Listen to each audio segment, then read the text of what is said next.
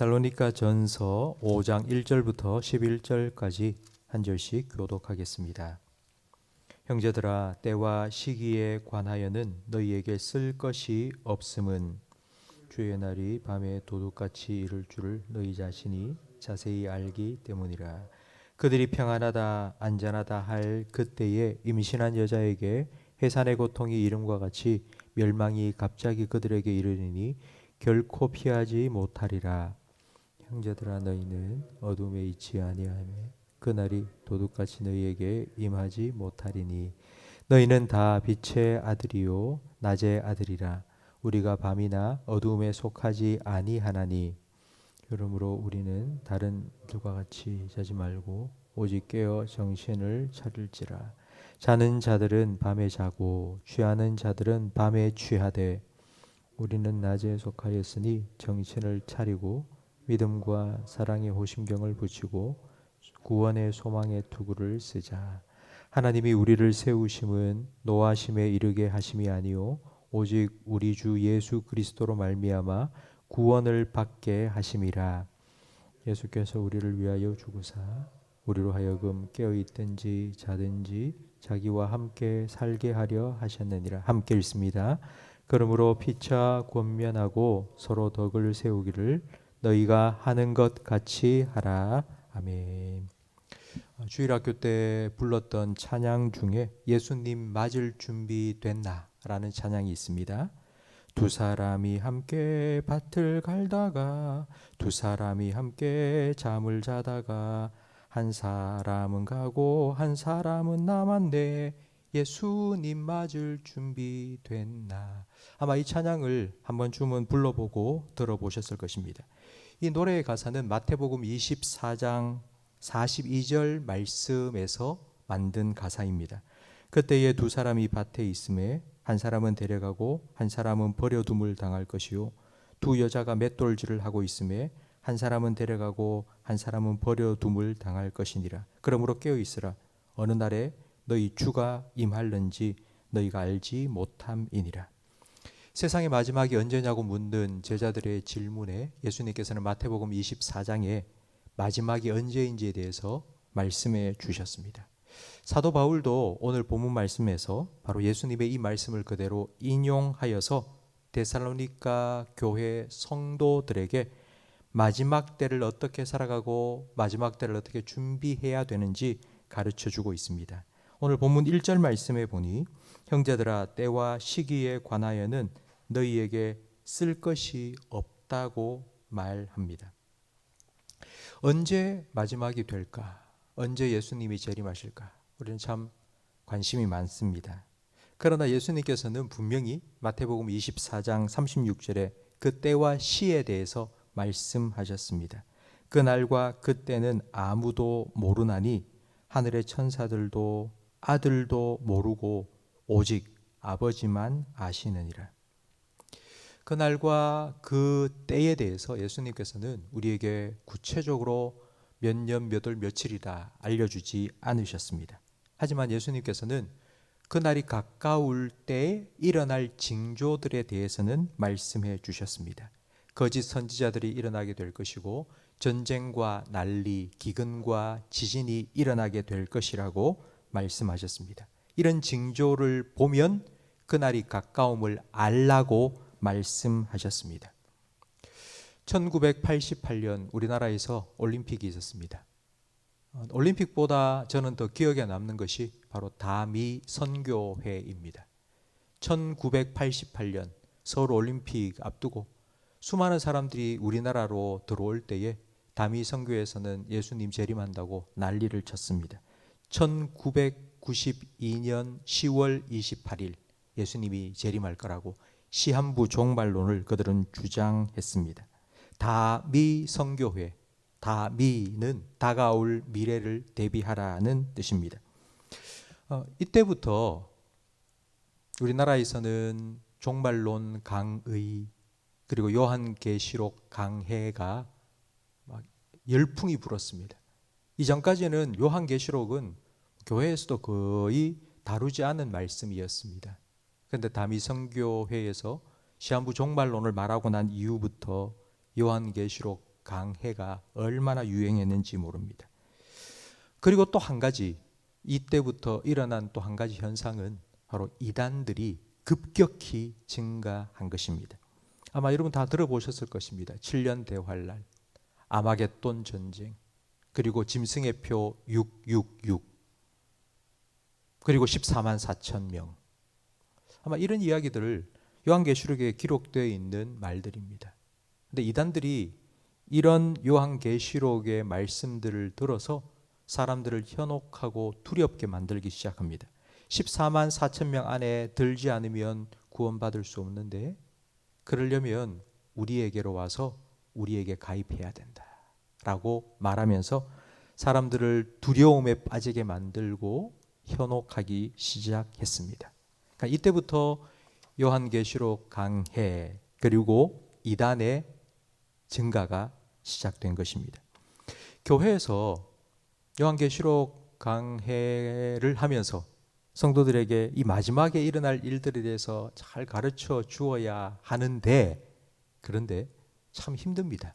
왜냐하면 앞으로 일어날 일들에 대한 요한계시록의 마지막, 아직 이루어지지 않은 그 마지막 예언의 말씀은 해석해내기가 참 힘듭니다. 그래서 베드로후서 3장 16절 말씀에는 또 모든 편지에도 이런 일에 관하여 말하였으되 그 중에 알기 어려운 것이 더러 있으니 무식한 자들과 굳세지 못한 자들이 다른 성경과 같이 그것도 억지로 풀다가 스스로 멸망에 이르렀다고 말씀합니다. 성경에는 아주 분명하고 명확한 말씀 많이 있습니다. 그러나 그와 반대로 또 알기 어렵고 이해하기 어려운 말씀도 분명히 있습니다. 그런데 그런 말씀을 억지로 풀려고 하다 보니 멸망에 빠지게 된다고, 잘못된 해석을 통해서 그릇된 길로 가게 된다고 베드로는 말했습니다. 그러니까 억지로 풀려고 하기보다는 이미 드러나 있는 진리, 명백한 하나님의 말씀을 통해서 그 말씀을 잘 해석해 내야 합니다. 오늘 우리가 함께 읽은 데살로니가전서 5장 말씀도 바로 이와 같은 원리로 우리는 이해해야 합니다. 마지막 때에 어떤 일들이 일어나느냐, 언제가 마지막이냐 보다 더 중요한 것은 바로 6절 말씀입니다.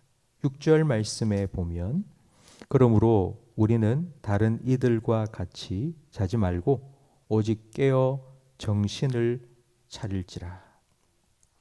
마지막 때 주님께서 말씀하신 마지막이 가까이 다가온다는 것을 기억하고 깨어 있어라, 정신을 차려라, 이것이 중요합니다.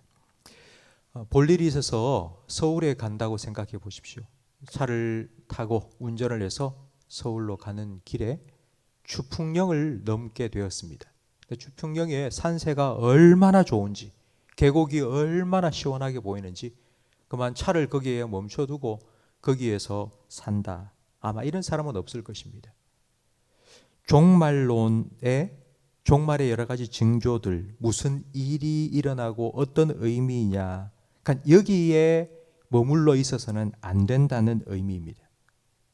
그 목적지는 바로 예수님의 재림, 우리가 다시 예수님을 만날 그날입니다.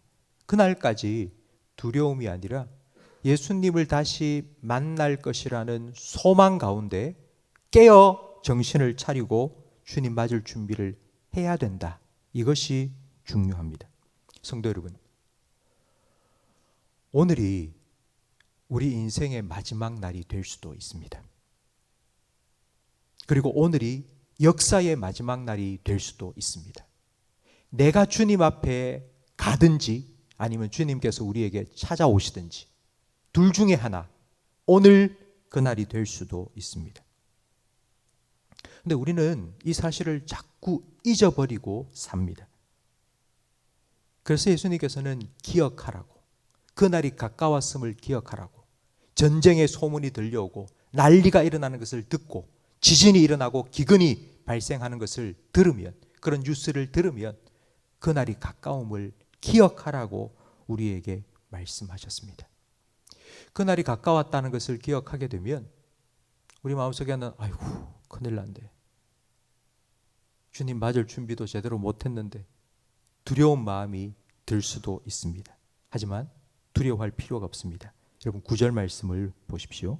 하나님이 우리를 세우심은 노하심에 이르게 하심이 아니요 오직 우리 주 예수 그리스도로 말미암아 구원을 받게 하심이라. 그 구원이 무엇인지 10절에 말씀합니다. 예수께서 우리를 위하여 죽으사 우리로 하여금 깨어 있든지 자든지 살아 있든지 죽든지 자기와 함께 살게 하려 하셨느니라. 아멘. 살든지 죽든지 우리는 주님과 함께 있습니다. 죽음도 생명도 그리스도 예수 안에 있는 하나님의 사랑으로부터 우리를 끊을 수 없습니다. 이것이 우리가 받은 구원입니다. 우리가 이 구원의 확신을 가지고 주님, 구원의 주님을 만날 그 마지막 날을 우리는 기다리고 준비해야 됩니다. 그때까지 우리는 두 가지 잊지 말아야 합니다. 첫 번째는 정신을 차리고 깨어 있어야 합니다. 노아 시대에 노아의 가족을 제외한 세상의 많은 사람들이 다 죽음을 당한 이유는 먹고 마시고 시집가고 장가가고 그와 같은 일상에 푹 빠져 있었기 때문입니다. 그러나 그 일상에서 주님이 다시 오실 것이라는 것을 기억하고 기도하며 깨어 있어라. 오늘이 주님을 만날 날일 수도 있다는 것을 기억하고 기도로 준비해라. 주님께서는 말씀하셨습니다.